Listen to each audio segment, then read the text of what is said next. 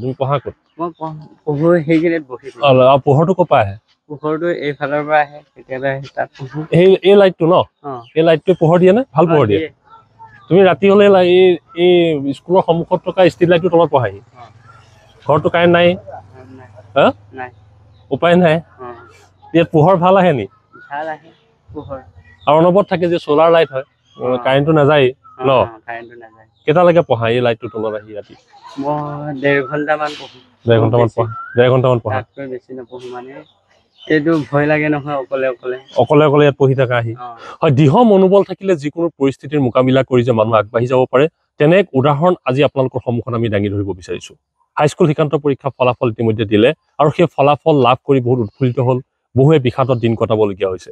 কিন্তু তাৰ মাজতে কিছুমান অনুপ্ৰেৰণামূলক খবৰ আছে, য'ত এনেকুৱা কিছুমান বাৰ্তা পোৱা যায় যাৰ জৰিয়তে মানুহে জীয়াই থকাৰ প্ৰবল হেঁপাহ জাগি উঠে আৰু কৰিব নোৱাৰা বুলি ভবা কামবোৰ যে কৰিব পাৰি তাৰ এক আশা জাগি উঠে। গতিকে আমি তেনে এক উদাহৰণ আপোনালোকৰ সন্মুখত দাঙি ধৰিব বিচাৰিছো। মই বৰ্তমান উপস্থিত আছো লখিমপুৰৰ খগাত। মই খগাৰ এই ঘৰখন প্ৰথমে দেখুৱাইছো। এইখন ঘৰৰ এগৰাকী ছাত্ৰ, যাক আমি আপোনালোকৰ লগত চিনাকি কৰি দিম। এই ঘৰখনত যিহেতু কোনো বৈদ্যুতিক সংযোগ নাই, যি কাৰণে ছাত্ৰজনে ষ্ট্ৰীট লাইটৰ তলত পঢ়িছিলে আৰু পঢ়ি তেনেধৰণে 5টা বিষয়ত তেওঁ লেটাৰ মাৰ্ক লাভ কৰিছিলে আৰু এইখন ঘৰৰ পৰাই তেওঁ ওলাই গৈছিলে। মই ঘৰখন এই কাৰণে দেখুৱাইছো কাৰণ এইখন পথাৰৰ মাজত থকা এখন ঘৰ, গাঁৱৰ পৰা দূৰত পথাৰৰ মাজত থকা এখন ঘৰ, য'ত কোনো ধৰণৰ বিদ্যুৎ সংযোগৰ ব্যৱস্থা নাই আৰু খুব দুৰ্গম এক জীৱন যাত্ৰা তেওঁলোকে ইয়াতে যাপন কৰে আৰু তাৰ মাজতে তেওঁলোকে এক ফলাফল আনিলে, য'ত ভাইটি দলে নামৰ যিগৰাকী ছাত্ৰ এতিয়া অসম জুৰি চৰ্চিত, যে কেনেধৰণে আচলতে একো সুবিধা নোহোৱাকে তেওঁ 5টা বিষয়ত লেটাৰ লৈ ইতিমধ্যে তেওঁ এক নিজৰ নাম উজ্বলাই তুলিছে। আমি সেই ছাত্ৰগৰাকীৰ ওচৰত যাবলৈ চেষ্টা কৰিম আৰু পৰিৱেশটো দেখুৱাম যে এই পৰিৱেশতো মানুহে সপোন দেখিব পাৰে আৰু যিটো মানুহে আশা কৰে সেয়া কৰিব পাৰে। এয়া হ'ল ভাইটি দলে ভিতৰৰ পৰিৱেশ। মই দেখুৱাইছো, এয়া ভাইটি দলে। মই প্ৰথম ভাইটি দলক দেখুৱাবলৈ চেষ্টা কৰিছো। এয়া হ'ল ভাইটি দলে। তেওঁ আমাৰ লগতে আছে, আমি তেওঁৰ লগতো কথা পাতিম। এয়া ভাইটি দলে পঢ়া এইখন হ'ল যেন তেন আচলতে টেবুল বুলি ক'ব নোৱাৰি, কোনোমতে তেওঁ তাত ঢোকা দি বিভিন্ন প্ৰকাৰে ৰাখিছে আৰু সেইখন তেওঁ তাতে বিচনাতে মাকৰ লগত বা পৰিয়ালটোৰ লগত একেলগে তেওঁলোক থাকে। আৰু অন্যফালে আমি দেখুৱাম যে কেনেধৰণে তেওঁলোকে ৰন্ধা বঢ়া কৰে, সেই দৃশ্য আমি দেখুৱাবলৈ যত্ন কৰিম। কিন্তু এই মুহূৰ্তত মই দেখুৱাবলৈ যত্ন কৰিছো, এয়াই হ'ল ভাইটি দলে সাধনা কৰা ঠাই। এই ভগা যিখিনি বেৰ আপুনি দেখিবলৈ পাইছে, যে এই বেৰবোৰতে গোটেই সূত্ৰবোৰ ইয়াত আঁৰি লৈছিলে, যদি বিজ্ঞানৰ সূত্ৰ, গ্ৰামাৰৰ সূত্ৰ, ইয়াতে সকলো চাবলৈ পাব। গতিকে কি নিয়াৰিকৈ আচলতে তেওঁ সংগ্ৰামত নামিছিলে, যাৰ পৰিণতিত দেখা গ'ল যে হাইস্কুল শিক্ষান্ত পৰীক্ষাত এই ঘৰখনৰ পৰা তেওঁ 5টা বিষয়ত লেটাৰ লৈ তেওঁ উত্তীৰ্ণ হ'বলৈ সক্ষম হ'ল। গতিকে এনে ভাইটি দলেৰ প্ৰয়োজন আছে অসমত, প্ৰয়োজন আছে আমাক এনে ভাইটি দলেৰ, যাতে এনেধৰণে আশাৰ সঞ্চাৰ কৰিব পাৰে আৰু নিজৰ জীৱনটো গঢ়াৰ ক্ষেত্ৰত আগুৱাই যাব পাৰে। ভাইটি দলে মই স্বাগতম জনাইছো তোমাক। Thank you sir. আৰু বহুত ভাল লাগিছে তুমি যে এনেকুৱা পৰিৱেশত ইমান ধুনীয়া ফলাফল কৰিব পাৰিছা। কোৱাচোন তুমি কেনেকুৱা লাগিছিল ফলাফলটো যিদিনা আহিলে তোমাৰ? তেতিয়া মোৰ বহুত ভয় লাগিছিলে, যিদিনা এইটো ৰিজাল্ট দিব বুলি শুনিছো। এইটো চাইছো যে আমি এইটো গামচুকতে আছিলো, তেতিয়া মোৰ দাদা এজনে চাই দি পিনি কৈছে, তুমি যেনেকুৱা পৰিৱেশত থাকা তাৰ পৰা এনেকুৱা ৰিজাল্ট কৰিব বুলি ভবাই নাছিলো, আৰু কৈছে তোমাক বহুত ধন্যবাদ। আৰু ময়ো ধন্যবাদ জ্ঞাপন কৰিলো তেখেতক। তুমি এতিয়া ৰিজাল্টটো কি পালা? যেতিয়া তুমি লৰালৈকে গৈ চাইছা, কি দেখিছা? ৰিজাল্ট কি আহিছে? এতিয়া মই ভয়ে গৈছিলো কাৰণে এইটো ফাৰ্ষ্টত দেখিলো এইটো 504, টোটেল নাম্বাৰটো দেখিলো 504 টোটেল নাম্বাৰ। তাৰপিছত ষ্টাৰ বুলি কৈ দিছে, হয় চালো ষ্টাৰ। তাৰপিছত কি চাবজেক্টত লেটাৰ পাইছো সেইবিলাক চালো ভালকে। তাৰপিছত কিয় লেটাৰ পালা তুমি? Assamese, English, social science, geography, general science, এই গোটেইকেইটাতে লেটাৰ পালা? অকল মেথছত নাই পোৱা?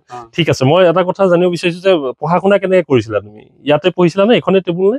মই লিখোতেহে একচুৱেলি টেবুলত পঢ়ো বা বিচনাত পঢ়ো, নহলে মই এইকণ জেগাই আৰু ইয়াতে চব কিতাপ জাপি যেনেকে তেনেকে লোৱা আৰু, কাৰণ জেগাই নাই তোমাৰ থবলৈ। সেইকাৰণে মই এইটো ইয়াত নপঢ়োৱেই প্ৰায়ভাগ এইটো পথাৰত ঘূৰি ফুৰো। পথাৰত ক'ত পোৱাগে? পথাৰ এইটো আমাৰ পাছফালে এইটো বহুত ধুনীয়া পথাৰ আছে, এইটো গছৰ তলৰ চাত পঢ়ো কেতিয়াবা। গছৰ তলত বহি লোৱা? কিতাপ লৈ যোৱা? লৈ যাওঁ। তাৰপৰা মানুহে দেখিব বুলি এইটো পকেটতে লৈ যাওঁ কিতাপ খিনি। তাৰপিছত এইটো পঢ়ি থাকো গছৰ তলত। গছৰ তলত। মানুহে দেখে কেতিয়াবা, তুমি ইয়াত কি কৰি আছা? বোলে মই কবলৈও লাজ লাগে, পঢ়ি আছো বুলি কৈ দিওঁ, উপায় নাপায়। তাৰপিছত ধুনীয়া কাম কৰিছা বুলি কয়, মানুহে ভাল পায়। মানুহে ভাল পায়।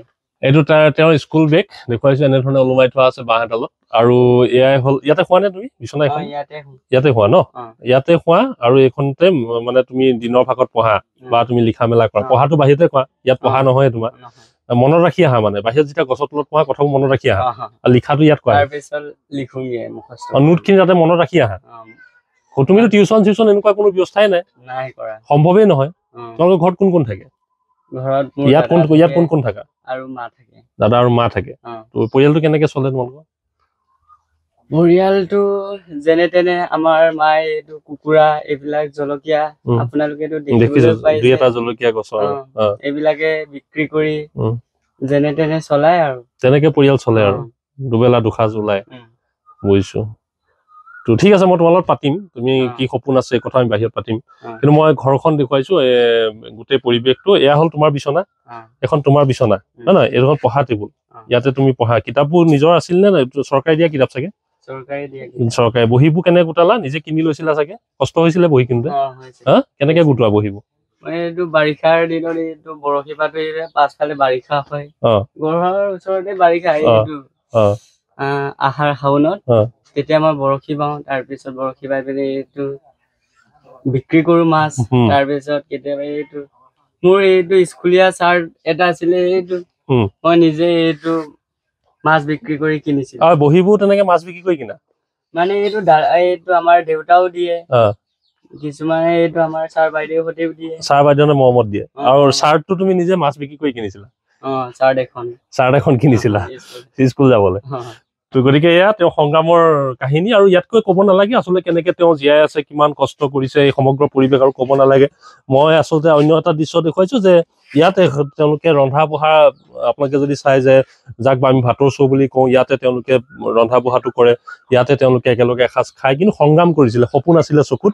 আমি চেষ্টা কৰিম তেওঁলোকৰ লগত আৰু কথা পাতিবলগীয়া আছে, মই সেই কথাও পাতিম। আৰু যিহেতু তেওঁৰ মাকৰ বহুত অৱদান আছে এই সমগ্ৰ প্ৰক্ৰিয়াটোত, আমি সেই কথাও জানিবলৈ যত্ন কৰিম। আৰু এটা কথা মই তোমাৰ পৰা জানিব বিচাৰিছো যে ইমান যে তোমাৰ পঢ়াত আগ্ৰহ আহিলে, এই কাৰণটো কি? যে বহুত ল'ৰা ছোৱালী এনেকুৱা অৱস্থাত থাকিলেতো পঢ়াৰ প্ৰতি ইমান মানুহৰ মন নাযায়। মানুহে ভাবে যে পঢ়ি শুনিনো কি হ'ব, বহুতে কামতে ধৰে। তোমালোকৰ বয়সৰ বহুত ল'ৰা আছে গাঁৱৰ, যি কাম বন কৰে, গৰু চৰাই, ম'হ চৰাই। তুমি কিয় ভাবিলা যে পঢ়িব লাগিব? মই ক্লাছ 7ত পাইছিলো, এইটো ভৰি নাইকিয়া মানুহে, এইটো হাত নাইকিয়া মানুহে এইটো ছবি আঁকে ভৰিৰে।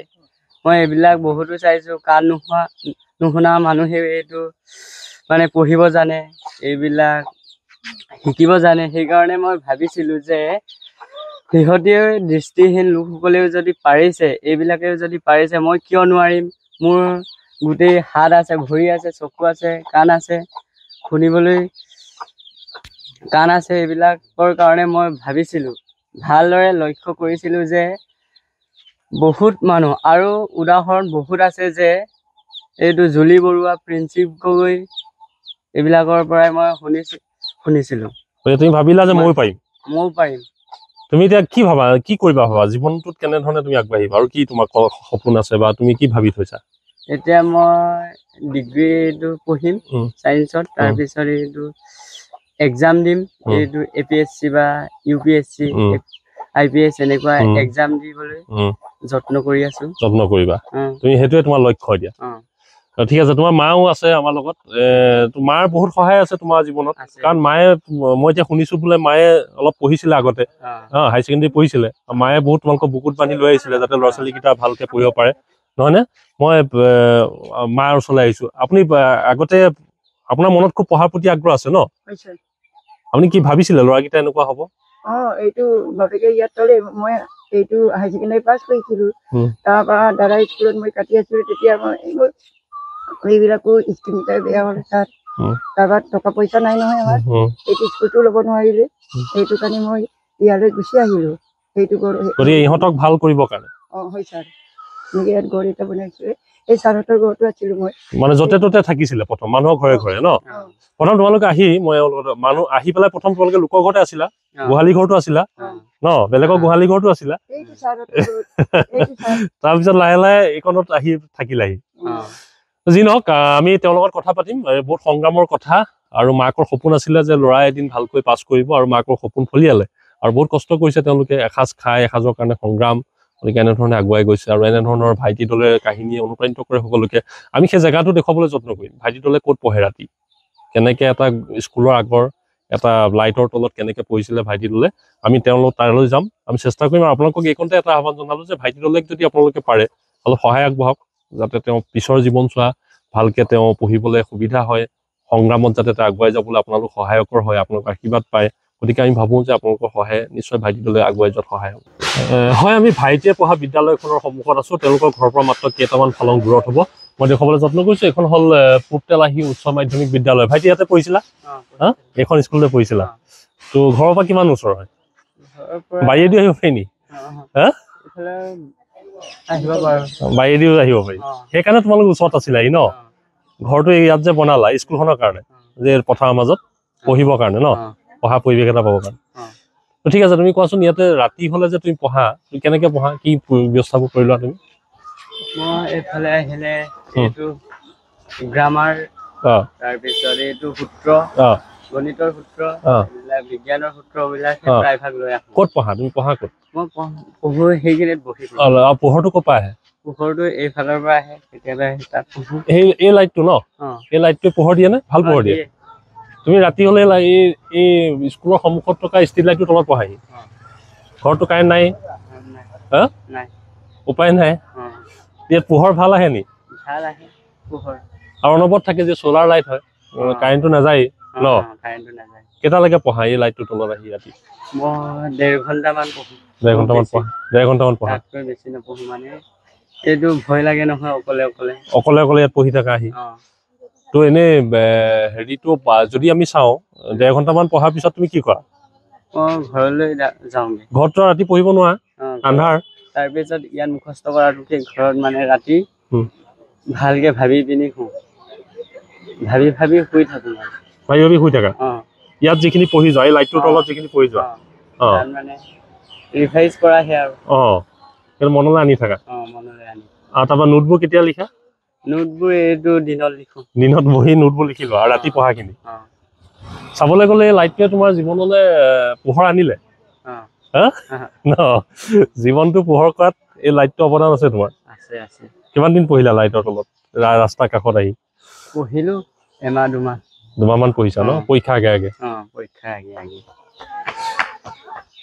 হয়, এই কষ্ট, আৰু যিহেতু ভাইটিয়ে কৈছে কিমান কষ্ট কৰি তেওঁ পঢ়িছে, আৰু আমি এইটোৱে আশা কৰোঁ ভাইটিৰ জীৱন সুন্দৰ হওক, আৰু এনেধৰণে ভাইটিয়ে যিখিনি কষ্ট কৰিছে নতুন প্ৰজন্মই শিকক যে কষ্ট কৰিলে ভাল ফলাফল হ'বই। 5টাকৈ বিষয়ত লেটাৰ পাইছে আৰু জীৱনত আগবাঢ়ি যাবৰ কাৰণে এক ধাপ পাইছে, পাৰ হৈছে ইতিমধ্যে। গতিকে স্বাভাৱিকতে আপোনালোকৰ সহায়েৰে ভাইটি দলৰ জীৱন আৰু সুন্দৰ কৰি তুলিব। আশা কৰোঁ আমি সকলো একলগ হৈ যদি ভাইটি দলৰ লগত থাকোঁ, ভাইটি দলে আগুৱাই যোৱাত কোনেও ৰাখিব নোৱাৰে, আৰু ভাইটি দলে নিজৰ মনৰ আশা পূৰণ হ'ব। কিবা ক'বা নেকি শেষত?